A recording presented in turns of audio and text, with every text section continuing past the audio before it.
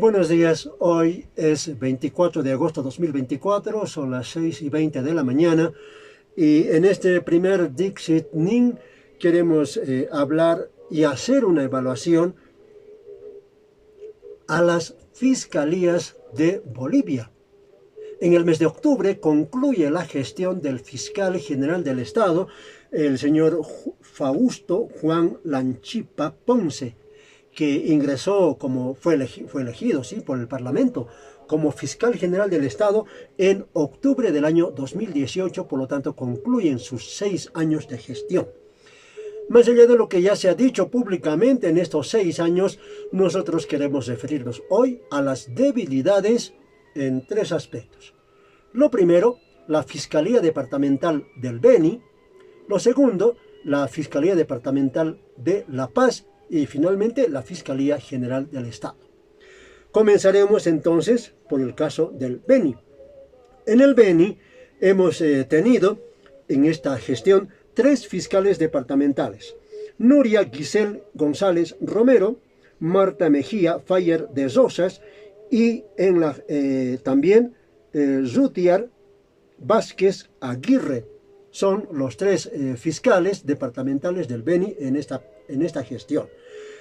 Y ocurre que en este caso hemos tenido una debilidad muy grande en la Fiscalía Departamental del Beni porque todo el año 2018, 2019, 20, 21 inclusive, es decir, durante 4 años, se han cometido algunos actos de fraude postelectoral convertido en fraude judicial con la complicidad de funcionarios de las fiscalías a nivel departamental Beni y a nivel nacional. ¿Por qué?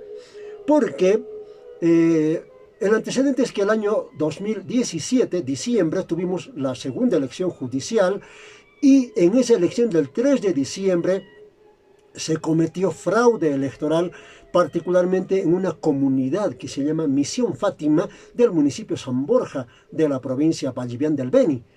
Aquí, en esta comunidad, en las 2 mesas electorales, se alteraron resultados, pero también se secuestró a la notaria electoral de nombre Josefina Canchi. Ocurrió que la Fiscalía intervino en este caso después de que los tribunales electorales aplicaron en la primera votación y después de la segunda votación, porque se repitió la votación, aplicaron las fiscalías aplicaron los tribunales electorales el principio de la preclusión, es decir, acto electoral ejecutado, acto concluido. Pero las fiscalías intervinieron después a denuncia penal. Y en este caso se fue aclarando poco a poco que un candidato a magistrado del Tribunal Supremo de Justicia de nombre Carlos Alberto Egües Áñez, sí, Carlos Alberto Egües Áñez, había hecho fraude electoral en las 2 votaciones, el 3 y el 18 de diciembre. El 3 de diciembre apareció implicado el candidato de entonces, Egües, reiteramos, Carlos Alberto Egües Áñez, apareció implicado en el secuestro de una notaria electoral de la Misión Fátima y también en la alteración de votos para él ganar las elecciones con fraude. En la segunda votación, en la repetición de voto, el candidato Egües fue a las comunidades del Beni a pedir votos, es decir, a hacer campaña electoral, lo cual está prohibido por la ley. Sin embargo, en este caso de las atrocidades electorales y judiciales que ha cometido el señor Egües, que actualmente está de magistrado en el Tribunal Supremo de Justicia, no fueron debidamente procesadas por las fiscalías en el Beni y por la Fiscalía General del Estado.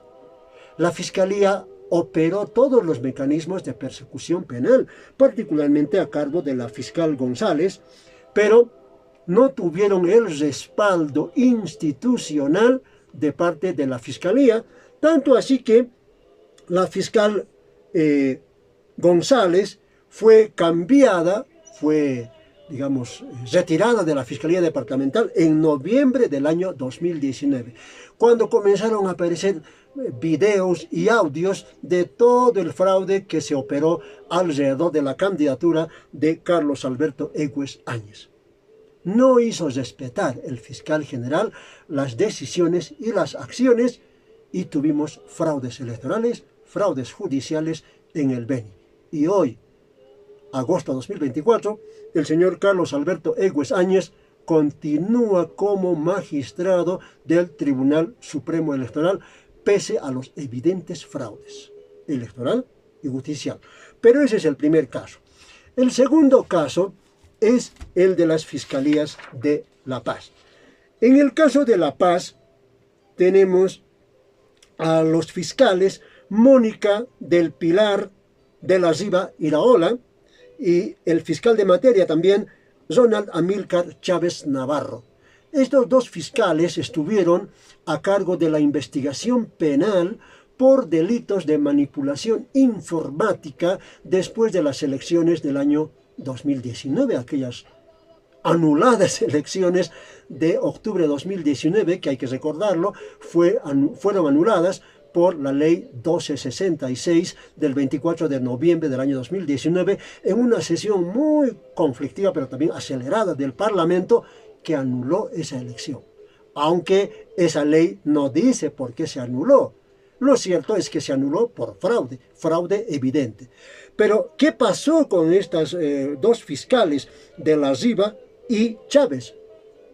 El señor, que se llama Sergio Daniel Martínez Beltrán, un experto informático contratado por el Tribunal Supremo Electoral en septiembre del año 2019, la noche del 20 de octubre de 2019, después de la elección, cuando se cortó la luz y el internet al edificio del Centro de Conteo de Votos Nacional, resulta ser que el señor Sergio Daniel Martínez, más otras personas que también fueron procesadas en su momento, ejecutaron lo siguiente.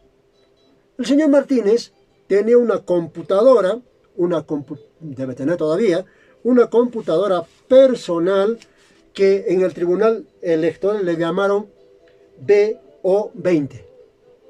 Esta computadora BO20 era una laptop, es decir, una portátil personal de uso privado del señor Martínez, que fue conectada como computadora privada al sistema oficial de conteo de votos de la elección 2019.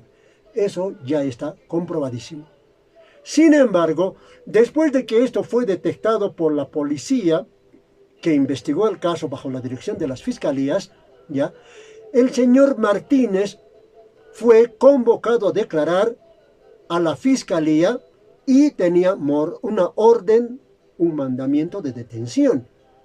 Y al tener mandamiento de detención, también se le operaron los mecanismos de retención migratoria. Es decir, el señor Martínez no podía salir del país. A principios de diciembre del año 2019, cuando el señor Martínez fue convocado a declarar por los fiscales de la Riva y Chávez, resulta que él se adelantó un día a la declaración, se presentó voluntariamente a declarar ante la fiscalía, lo cual también está permitido, pero no se ejecutó la orden de detención, pero también, además, no se pudo operar las alertas migratorias a tiempo. Y el señor Martínez, después de declarar en la fiscalía y ser dejado libre, se fue al Perú. Se fue por desaguadero. Se escapó del país, teniendo orden de detención. ¿Y cómo se explica esto? Se explica porque la señora Mónica de la Riva Iraola, la fiscal, es esposa del señor Martínez. Es decir, la fiscal de la Riva tomó declaración a una persona con mandamiento de detención que era su esposo, acompañada ella, además, por el fiscal Ronald Chávez. Ambos fiscales fueron detenidos, procesados, pero el señor Martínez escapó. Eso es lo evidente. Con el tiempo, todo el año 2020, 2021, se hicieron todas las averiguaciones. ¿Y en qué terminó este proceso? En julio 2021, las fiscalías de todo el país emitieron sus, lo que se llama técnicamente, requerimientos conclusivos, con sobreseimiento, es decir, con liberación de culpabilidad de todos los que ejecutaron los fraudes electorales, varios fraudes que se ejecutaron el año 2019 en la elección nacional. Por lo tanto, aquí estamos comprobando otra vez que la Fiscalía General del Estado, que avaló y presentó públicamente ante la prensa ese requerimiento conclusivo, no actuó en el marco de la ley. Tal vez podríamos decir que aquí hay un caso de prevaricato, que eso en el futuro se verá, porque los delitos de corrupción, como dice la Ley 4 Marcelo Quiroga Santa Cruz, los delitos de corrupción en la justicia, en el gobierno, en el parlamento, en las alcaldías, no prescriben. En algún momento se tendrá que investigar estos casos, pero lo evidente es que la Fiscalía General del Estado, en este caso, actuó en complicidad con los que hicieron los fraudes electorales, tanto en el Beni, para elegir a un magistrado del Tribunal Supremo de Justicia, como en La Paz, cuando se intentó detener a un experto manipulador de datos digitales en el centro de conteo de votos con su computadora personal.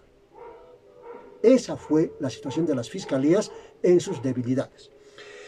Antes de terminar el programa, queremos recomendar dos libros. Este libro se llama El nuevo orden mundial y el saqueo de Bolivia, publicado por el colectivo Sur, editado por María Lohmann y José Luis Gareca.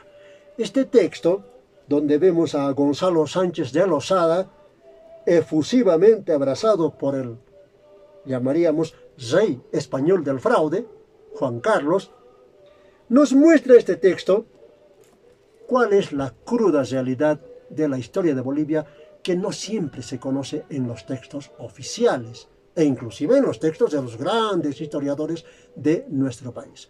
Recomendamos entonces su lectura, ya está en internet. Nuevo orden mundial y saqueo de Bolivia. Y también recomendar nuestro libro, que publicamos el año 1997, que se titula Pozoconi. Esta foto es la foto del Cerro Pozoconi, una de las mayores reservas mundiales de estaño, y que le dio tanto estaño al país y al mundo, que hasta ahora no se agota, ¿ya? Y que sirvió para amasar muchas fortunas, fortunas económicas como las de Simón Patiño, o fortunas políticas como las de Estados Unidos, que acumuló estaño en la Segunda Guerra Mundial, creó el buffer stock y con eso chantajeó a países como Bolivia y otros en el mundo. Que eso también es parte de nuestra realidad. Este libro es muy solicitado particularmente por los estudiantes de economía, porque aquí tenemos datos de las reservas de estaño de Huanuni en la provincia pantaleondalense del departamento de Oruro, pero también aquí hacemos un repaso histórico de lo que pasó en Huanuni, reiteramos, provincia dalense de Oruro. Recomendamos pues nuestro libro.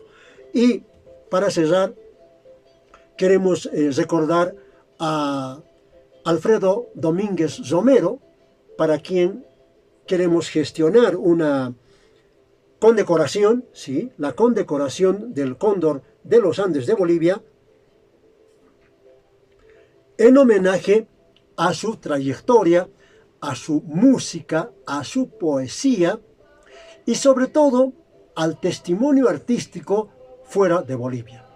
Alfredo Domínguez Romero vivió gran parte de su vida en Suiza y allí grabó varios discos y con muchas canciones particularmente testimoniales. El caso de Oui, Madame, ¿sí? Señora, en castellano, es uno de los testimonios de la realidad de Bolivia, transmitida a través de un artista en Europa. Ojalá en algún momento el Estado boliviano pueda otorgarle un Cóndor de los Andes, la condecoración máxima, a Alfredo Domínguez Romero. Por favor, pongan el like de me gusta a este video, compartan, reenvíen y, por favor, suscríbanse a nuestro canal. Muchas gracias.